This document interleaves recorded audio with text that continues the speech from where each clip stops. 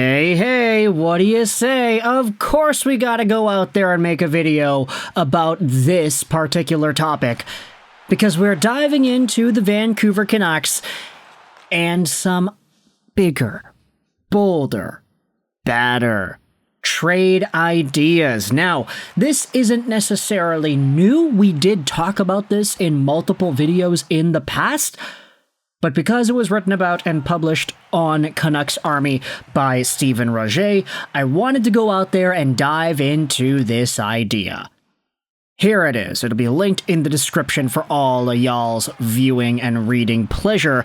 Off-season dreaming. Could Mathew Barzal be the perfect center trade target for the Vancouver Canucks? And it's interesting because this article was posted onto Twitter, as most Canucks Army pieces are, and one of the main replies that I saw on the tweet itself, not on the article, but the tweet, was, hey, can Mathew Barzal even play center? I mean, he can, we know he can, but can he do it now? He hasn't really played center since Bo Horvat's arrival in New York, right? Which is a very, very fair point to bring up. So let's dive into Mathew Barzal as a hockey player, as a New York Islander, as a potential center, as a right winger, as a guy to potentially suit up for his hometown Vancouver Canucks team if Vancouver decides to trade for the Coquitlam native.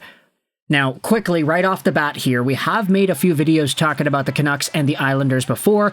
We have alluded to Barzal, we've talked about Dobson, we have talked about Bo Horvat as a potential Canucks center trade target, and of course, the Bo Horvat one has a lot more sentimentality behind it.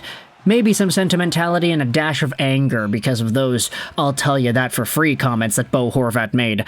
But Mathew Barzal is an interesting one because, for me, when I think about Barzal, I think about the 2017-18 season, my senior year in high school, the year where I started to take videos on YouTube seriously and actually dive into making them every single day. In 2017-18, where I was balancing out college applications, a grade 12 senior year wherein I was one of the only 2 people in my graduating class to get the principal's role, and also balancing out this YouTube channel, Mathew Barzal was battling it out with Brock Boeser for the Calder Trophy. And it was an entire thing throughout the year. It was Barzal, Boeser, and Clayton Keller all in that conversation. Boeser had a really good chance, and I think if he did not get injured by Jake Virtanen leaving the door open on the bench and having Boeser get reverse hit by Cal Clutterbuck into that open partition of the boards, if Brock Boeser didn't get injured and just continued the rest of the season with the same goal and point pace as he had, I do think he would have won the Calder, because Mathew Barzal had an 80-something point year. He was a secondary assist merchant. Clayton Keller wasn't really in it. He was just a third-place guy in that conversation. But Barzal won the Calder over Brock Boeser, and it was a really sad moment when Canucks fans saw Boeser get sidelined for the remainder of that year, and Barzal walked away with the dub. But now I'm thinking in 2025, it's like, hey, if Brock Boeser leaves, could the Canucks get Mathew Barzal and get another Calder 2017-18 guy onto their lineup? Of course, maybe that's like the last thing that certain people are thinking about when it comes to Barzal. I think the Coquitlam connection is more strong there. But let's dive into this article on Canucks Army and read what Roget has as a scoop for Barzal. Firstly, talking about the opportunity. The Islanders, much like the Canucks, ended up 24-25 stuck in the mushy middle. Not dramatically close to grabbing a playoff spot, but not so far out as it to land a good draft pick. But the situation is different for New York than it is for Vancouver. For one, the Isles entered the season as one of the oldest teams in the league, and though that's changed a little due to some in-season selling off of veterans, they don't hold quite the same hopes of a youth-driven upswing as do the Canucks. That's led to some calling for a rebuild, or at least a retool. We don't know how likely such a thing is to occur when the 82-year-old Lou Lamoriello is still in charge. He can be forgiven if he's not too future-oriented at the moment. But Lamoriello will retire eventually, maybe even as soon as this offseason. And one way or another, change is coming to Long Island. This is why we have spoken about Bo, Dobson, now Barzal, He might not immediately stand out as a candidate to be traded were the Islanders to make a commitment towards getting younger. Barzal is still just 27, and he will hit 28 in late May. That puts at least 3 years between him and the likes of 25-year-olds Noah Dobson and Romanov, and makes him considerably older than the team's top prospects, like the newly acquired Callum Ritchie. So, Roger writes, there is a scenario where the Islanders decide to really kickstart a youth movement by trading their top prime age talent for a package of future-laden assets. Now, we do have to ask, is Barzal actually going to be a center if he gets traded to the Vancouver Canucks? Now, we know he can. He was a center with the Seattle Thunderbirds, and he was primarily a center for good chunks of his time with the Islanders. I only say that because when he started out, he was on the power play with John Tavares, and he had 80 points. That was his career high, by the way. Mathew Barzal has never eclipsed the opening season marker of 85 points he had in one season. He had 80 points last year. This year, he only had 20, but he only had 30 games played, so it's a little bit different.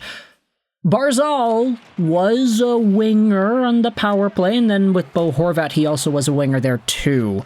So I don't know if really Barzal's role as a top-tier center is as clearly defined like his $9.15 million AAV salary till 2031 would imply. The Burnaby Winter Club alumni is one of the fastest players in the league, and he is very skilled with just roving around the zone and making passes, making reads. It's just a question as to whether or not he can easily transition into being a quote-unquote top 2 or a number 1 center right now. The fit with Vancouver is labeled out here. We won't waste much time explaining why the Canucks would be interested in someone who is either a passable 1C or a high-quality 2C. Heading into 25-26, the Canucks' center depth consists of a mercurial. Interesting word choice there. Elias Pettersson, an injured Filipino, the sophomore Ratu, and good old Teddy Bluger. The need for another top 6 center is obvious and apparent, and GM Patrick Allvin has already made it be known as his top off-season priority. Barzal has experienced a fairly up-and-down career in the NHL thus far, including his current season, in which he's been out of the lineup since February with an LBI. But it comes off the heels of a banner campaign in 23-24 in which Barzal stayed healthy and put up a perfect 80 points in 80 games. That would have been a career high, spare for the 85 points that he had as a rookie. Roger then writes here in the piece, suffice to say, Barzal's ability to produce is and always has been more than adequate for an NHL second-line center, and at its best is well into 1C territory. And Barzal offers a lot more than a stat line.